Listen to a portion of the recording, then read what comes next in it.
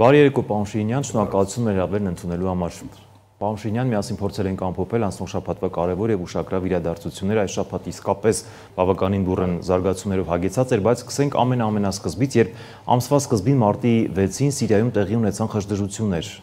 նորաստեղծ կառավարությունը հարձակում գործեց քաղաքացիների վրա, մասնավորաբար ալավինների ազգային փոքրամասնությունների վրա, եւ այս ամենի ֆոնին երևաց Թուրքիայի ականջները։ Այնտեղ տեղի ունեցան նույն ցեղասպան գործողությունները, ինչը տեղի ունեցավ 15 թվականին հայերի հետ։ Այսինքն ստացվում է, որ 21-րդ դարում Թուրքիան կրկին ցեղասպանություն է իրականացնում Սիրիայում, աշխարհը լուռ է։ Ինչու՞։ Ինչ էր սա։ Գիտեք ինչ կա, երբ Թուրքիայի հանրապետությունն առաջացավ երիտ թուրքերից հետո, երբ Սևրի գործընթացը վիժեցվեց եւ առաջին վիժեցնողը Ռուսաստանը եղավ,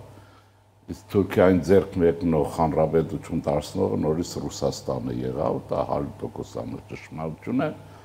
Արևմուտքը Թուրքիայի հարցում սկսեց ռևերանսներ անել, այն ժամանակ, երբ որ փորձում էին զսպաշաբիկ հագցնել, հիմա ինչպես փորձում են Ռուսաստանին հագցնել, ներքից պատյուն եղավ եւ բայց այդ ժամանակ Քեմալը մի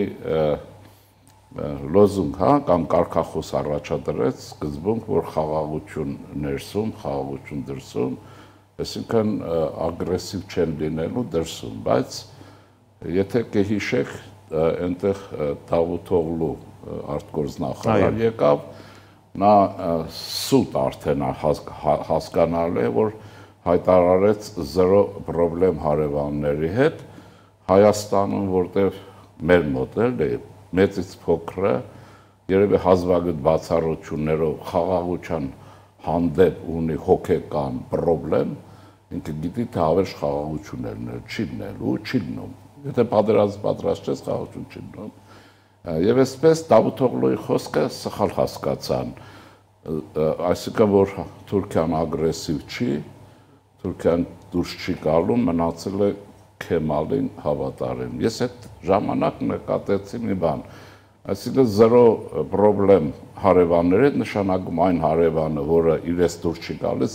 զրոյացնում են։ Այո։ Սա թուրքական մտածողություն է, սա հայկական մտածողություն չի, էլի։ Մի բան անենք, մի 100 տարի յոլա գնանք, տարածքել հանձնենք, էլ։ Ուրեմն, որից հետո արդեն ակնհայտ էր, որ իրենք որոնում են, ուրեմն դուրս գալու իրենց շրջանակներից, որտեղ հնարավոր է, ինչ հետո էլ գիտեք Ռուսաստանի պատմություն, իրար հետ դաշինք, իրար գզվրտոց դաշինք եւ այլն։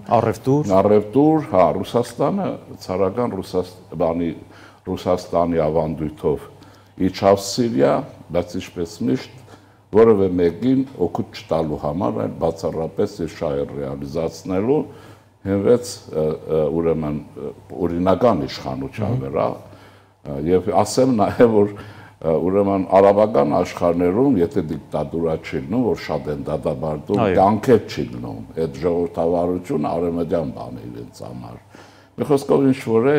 ու առանցքը սիրիական պետության ալավիներն էին։ Որին միավորներ գիտեք ինչ խոսակցություններ կան, որ հայերեն մերձավոր են, գուցե հայ են եւ այլն, բայց ալավիները Թուրքիայի հետ հարց ունեն, որտեղ 1930 թվականներին ալավիների ապստամբություն տեղի ունեցավ, այսպես ասեմ, հա, Արևմտյան Հայաստանի արևելյան կենտրոնական հատվածներում հիմա էլ կան, շատ դաժանորեն քեմալականները ճնշեցին եւ դրա մեջ դժբախտաբար դեր ունեցավ նաեւ ուրեմն բանի այսպես Քեմալի հարճը, չնայած ասում են իր որտեղ գրած աղջիկը հայուհին Հայուհի օթաչուն, որ առաջին անգամ թուրքերը ունացան կին օթաչու, որը ռմբակոծեց ալավիներին եւ այլն եւ այլն։ Ուզում եմ ասել, եւ այստեղից էլ կարելի է հենց ալավիների հետ նաեւ անձնական էթնիկական հարց կա, ինչպես որ հայերի հետ է եղել, թուրքերի մասին է խոսքը։ Սիրիայում ալավիներն էին իշխանություն, Սիրիայի ուրեմն այս Ասադի, Հաֆեզ Ասադը ստեղծեց եւ ժամանակի իմաստով շատ կազմակերպված ուժեղ պետական չունեն որում սիրիական բանակը, որ այսքան տարի կռվեց դիմադրեց, նրա հիմքում հայ է։ Ուրեմն մեր գեներալներից մեկն է Սիրիա հայեր, որը ինչ էր ազգանունը, ես մոռացա, բայց լավագույն բանակ ստեղծեց, չափերի մեջ բարձ է, բայց հետո Ռուսաստան Ուկրաինա, պարտություն, փախուստ, ինչպես առաջին հերթին փախուստ իր բարեկամին թողնելով թշնամու բերանում, ինչպես Արցախում արեց։ Նույն սցենարները ոչ մի տարբերություն չկա, իրանք այստեղ մեր ռսակոծերին դուրս չի գալիս իմ ասածները, բայց ես ասում որ իրենք հասկանան, որտեղ իրենց է փուրը տալիս։ Թուրքերը իրենց ռուսներն իրենց ամենամտերիմ հավատարիմ բարեկամներին, եւ չասեմ գործակալներին առաջինն են փուրը տալիս։ Բաքու գնացեք, տեսեք։ Այո։ Ուրեմն այս բանն է եւ Թուրքիային ինչ էր պետք, թուլացավ ճնշումները արևելքից արևմուտք եւ հյուսիսից հարավ, Ուկրաինան խրվեց, Ռուսաստանը խրվեց ուկրաինական։ Եվ Թուրքիան օգտվեց այդ ամենից։ Այդ մեկ, երկրորդը նաեւ երկրորդ հարցը եղավ, որ Միացյալ Նահանգներում հանրապետականների հաղթանակի բարակայով, տեսեք, հանրապետականները զբաղված են իրենց ընդդիմումով Ամերիկայի առաջին հերթին հարցեր կարգավերելով եւ ինչ որտեղ անվերահսկելի դառան երևի եւ այսպես մնացածը ալևիների հետ հարց են լուծում նաեւ այն պատմական հարցը, որը կար իրենց մեջ, որտեղ դրանք նաեւ պետականակիր են։ Սիրիան կար, միշտ ասում են ալևիներն այսպես, ալևիները բան են, քանակը քիչ է, բայց դա պետականակիր հատված էր, ուր թե Հայաստանում մենք ունենայինք մեր ժողովրդի մեջ այն հզոր պետականակիր հատված։ Էլիտա ասվածը հենց դա է։ Այո, էլիտար մաս ասենք, այդպես ոնց կուզեք։ Եվ հիմա վրեժ են լուծում, պարզ է վրեժի հետ միասին կա նաև իրեն ոչ բարեկամ տարրը, ինչը որ դուրս է բերում եւ այլն։ Տեսեք, պարոն Շինյան, դուք ինչպես նշեցիք, այո, նրանց հարցերը դարավոր էին, ինչպես մեր դեպքում էր, բայց Թուրքիան արդեն դուրս է եկել բոլոր նորմերից, զսպաշապիկ չեն կարողանում հագցնել եւ նա կարծես հայտ է ներկայացում գերտերության։ Ինչու որտեղ նա նշում է, որ ԵՄ-ի հետ բոլոր հարցերում ես պետք է լինեմ, Կովկասում ես պետք է լինեմ, Ռուսաստանի Դաշնություն, Ուկրաինա ես պետք է լինեմ։ Ամենուր Էրդողանը կարծես իրեն մեջ է գցում։ Որևէ կերպ հնարավոր չի նրան սանձել, իսկապես նա ունի այդ բոլոր դիվիդենդները։ Չեմ կարծում, բայց առանձնահատկություն կա, մենք պիտի ընդունենք, որ թուրքական տարրը երիտասարդ էթնոս է եւ ագրեսիվ է։ Ինքը այդպեսին է, շարժուն է։ Այն թմրած ուրեմն թուրքը, որ մեր գրականության մեջ նկարագրված է, մինչև ցեղասպանություն եւ այլն, այդ թուրքը չկա, եթե դա այդպեսին եղել է։ Հիմա դա ագրեսիվ երիտասարդ վերցնող, տանող եւ մի բնավորություն ասեմ, որ այսպես է։ Թուրքական բնավորության կամ մի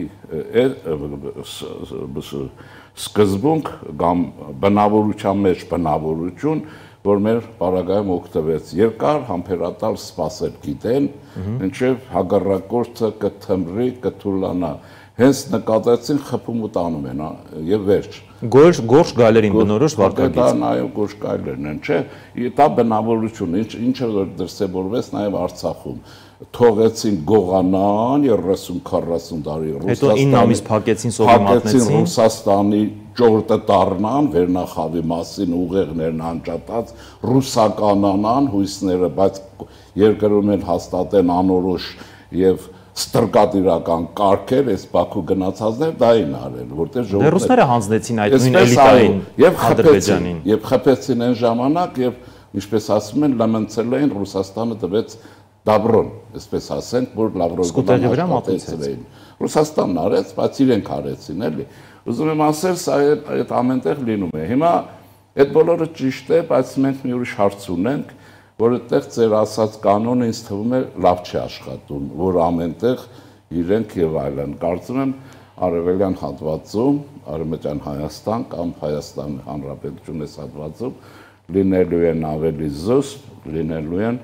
խոսքի մեջ անշուշտ լինելու է պորոտախոսություն, ուժեղ են, այսպես ասել, հա,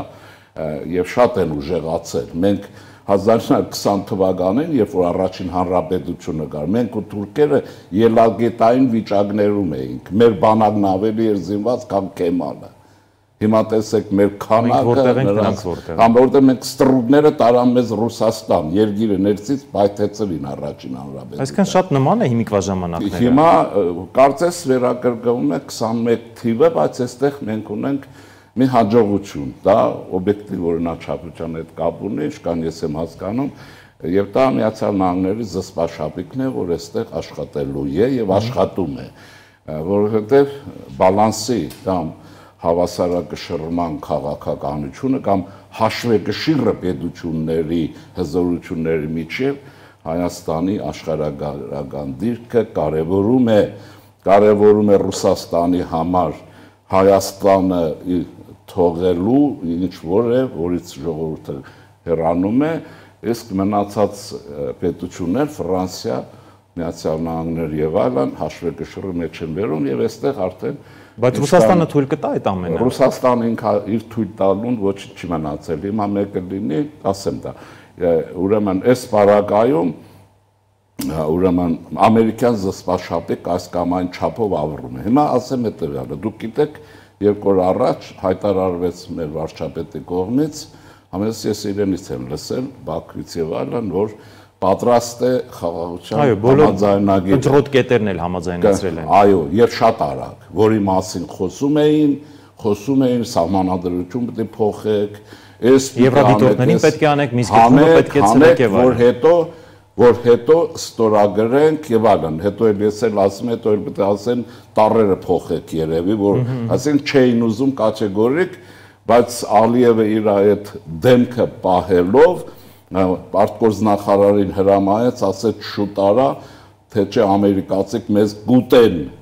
Ուրեմն այդ համաձայնագիրը պետք է ստորագրվի եւ այստեղ դրսեւորվում է ամերիկյան ազդեցությունը։ Ֆրանսիականը չգիտեմ ինչ կանով եւ այս շատ արագ գնաց։ Տեսեք, պայմանները հանել են։ Երեք ասում են լավ կլինի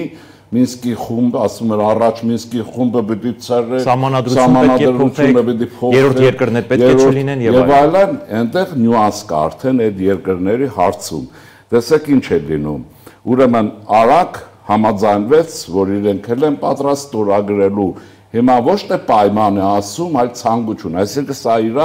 դեմքն է փրկում, որովհետև ասել է բաներ, ինչպես Պուտինին ասես ներողություն խնդրիր մի հատ, հետո ինչպես որ գնաց, այնպես էլ ավելի վատ հետ եկավ, մեր ժողովուրդը լավ խոսքեր ունի, ուրեմն այս պարագայում շատ արագ արտոնեց արտգործնախարարին, թե կարծեմ թե իր այդ Հաջիևին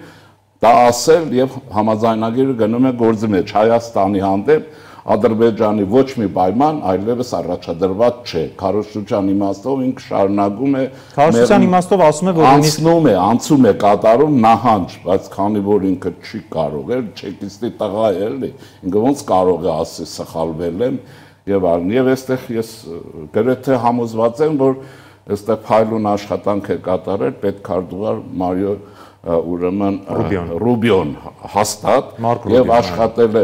Մարկ Ռուբիոն եւ աշխատել է Անկարայով եւ գուցեև դիվանագիտական ծառայությունով ուրեմն Բաքվում են աշխատել այսօր էլ հաղորդագրություն կա որ գեներալը որ բանում էր Պուտինին հետ է հանդիպել ու իջել է Բաքու այդեն տարբերակն է որ ականջները քաշում ենք արագ եւ շուտ անհապետականները այդուհանդերձ կստորագրվի թե չի ստորագրվի որտեղ բազմաթիվ անգամներ Ադրբեջանը ասել է դրժել է եւ մենք տեսել ենք այստեղ այլևս Ադրբեջանին հարցնող չկա ինձ թվում է ստորագրվելու է բայց ես մի բան ասեմ այստեղ դա մենք չդարձնենք հոգեկան հիվանդության խնդրեմ ստորագրում է չի ստորագրում բայց հասարակության լայն շերտերի մոտ խաղաղված է նույնիսկ շատերն ասում են որ սա կապիտուլյացիոն հաստատություն ոչ մի կապիտուլյացիա չկա ես ցես այն քարտեզը ցույց տվեցի հակառակը այս վիճակում դրական է եթե մենք նկատի ունենք որ կրկնվել է 1921 թվականի Մոսկվայի պայմանագիրը որտեղ Հայաստան Արցախ չուներ, որտեղ դրանք վերցվել տրվել էին Նախիջևան չուներ, եւ այսպես այդ իմաստով Մոսկվայի դաշնագիրը 100%-ով վերակրկնվել է, որտեղ Հայաստանի արևմտյան սովետական սահմանները կան, արևելյանը միջպետական է դիտվել, միջհանրապետական, միջսովետական։ Եվ այսպես ուրեմն այդ իմաստով որևէ բան չկա, մենք սահմանադրությունը փոխելու հարց ունեցել ենք, ես հիշում եմ, ես էլ եմ մի նիստի մասնակցել, մինչև կովիդի հարցը պարտվել է, դայո սահմանադրությունը պիտի փոխվի եւ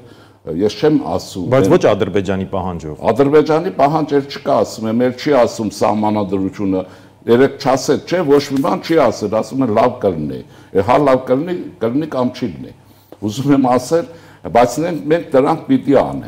անենք մեր պետության համար, ինչպես որ դա 19 թվին էր ինչ կան հիշում եմ, երջանկահիշատակ Խաչատրյան Վիգենն էլ մենք իրար հետ էինք հաղորդակցում, այդ օրը մասնակցում էր ինչ կան, որ հիշում եմ, այն ժամանակից համանadrությունը չփոխել ինչ բան էլի, բայց մենք էինք նախաձեռնել, մեծ ֆորում եղել, հիմա կարող են նայել էկրանների, բաների վրա, կայքերը նայեն, կտեսնեն էլի, ուզում եմ ասել, դա պիտի արվի եւ մենք ինչ եմ ուզում ասել մեր ժողովրդին, այդ զիջումները մենք արել ենք, այսինքն այն զիջումներն է, ինչ որ մենք պարտվել ենք եւ մեզ ուրեմն խնդրեմը մեր լուծել են Ադրբեջանի բանակը ռուսական թելադրանքով Արցախը հանձնելով այս բոլորին։ Հիմա ուրիշ բան կա։ Այս գործը գնալու է եւ Ալմատայի այդ թիվը լինելու է։ Եթե հայությունը դրան համաձայն չի, մենք երբեք չենք կարողանալու հանգիստ ապրենք, չեմ ասում հաղթենք եւ այլն։ Համաշխարհային հանրություն Ամերիկա նույն Ֆրանսիա այդ են ընդունում միջազգային, ընդ որում Հայաստանի Հանրապետությունից 10 ստորագրել Լևոն Տեր-Պետրոսյանը եւ բոլոր վարչակարգերը համաձայն են եղել։ Հիմա քանի որ Մոսկվայից այս ճորտերին հրամայել են երկիր ներսից քանդեք, որ պետություն չառաջանա, ռուսական հրահանգը Կոպերկինի հրահանգը կատարում են այս բաներով եւ ցավ ինչն է ցավը այն է որ մենք այդ տարիներին ոչ թե պատերազմի պատրաստվեցինք որ մեր իրավունքը ինքնորոշման իրականացնենք գզվատոցի մեջ էինք հա եւ բանակի փոխարեն Ստեփանակերտում ստեղծեցին գեներալների թաղամաս այս գեներալները եւ դրա փոխարեն եւ ես ասեմ նաեւ որ մարդիկ իմանան այս գեներալների ուսադիրները աստղերը որ կան, չգիտեմ ինչու է աստղը մնացել, դա սովետական բանակի աշխարհակալ աստղն է, ոսկուց են սարքում, ուրեմն գլուխներ ուղիղ լինելու համար ես շշմել եմ, հատուկ ոսկուց այս բաները դնում են, այս կամ բան, այս է իրենց արածը, եւ տեսեք, հիմա ինչ որ է մենք նոր իրողության առաջ ենք, մենք ունենք դաշնակիցներ, բայց այդ դաշնակիցները յուրահատուկ են եւ սկզբունքային են։ Դրանք Ալմաթայի փաստաթղթի այդ չափերի Հայաստանի դաշնագիցն են, իրական դաշնագից այդ բարոյական Ֆրանսիան, գիտեք էլ ոչինչ չասեմ, Հնդկաստանը, Միացյալ Նահանգների Հանրապետական Կուսակցությունը գումարած քրիստոնեական պետությունների ժողովուրդներին, Հունաստան եւ այլն, էլի, սրանք ես հայտնիներն եմ ասել, եւ որոնցից 3-ը միջուկային տերություններն են։ Ամերիկա, Հնդկաստան եւ Ֆրանսիա, Ֆրանսիան իր կատարյալ բանով։ Եթե մենք դրանից հրաժարվում ենք, մնում ենք երախում ռուսական եւ երբեք չենք կարող նախ ուտելու են Իրանը, բայց տարօրինակը ձեզ համար հետաքրքիր այն չի, տարօրինակ չասեմ, որ ուրեմն մեր երկրում Իրանի Իսլամական Հանրապետության դեսպան բարոն Սոբրանին ուրեմն ողջունեց այդ բանը, թվում է թե ինքը պետք է դեր լինել, որովհետեւ դեմ լինել, չէ՞ այդ էին ասում, այս ինչ են մարդիկ կան ասում են եկեք միանանք Իրանին եւ այլն, էլ ինչ որ բաներ են խոսում, դա ռուսական նախագիծ է, նախատեսում, ուզում եմ ասել, հա, այստեղ հարցը այսպես փակվում է եւ մենք ստանում ենք շնչելու պետություն դառնալու, ես բանաձևն ասեմ, մենք վստահաբար ասեմ, ունենալու ենք այսօր Կովկասի բանալի պետություն, այնպիսին ռեֆորմացված պետություն, ինչպիսին Լեհաստանն է հետ սովետական հանրապետությունների միջև պետությունների։ Շնորհակալ ենք մեր հյուրերն ընդունելու համար։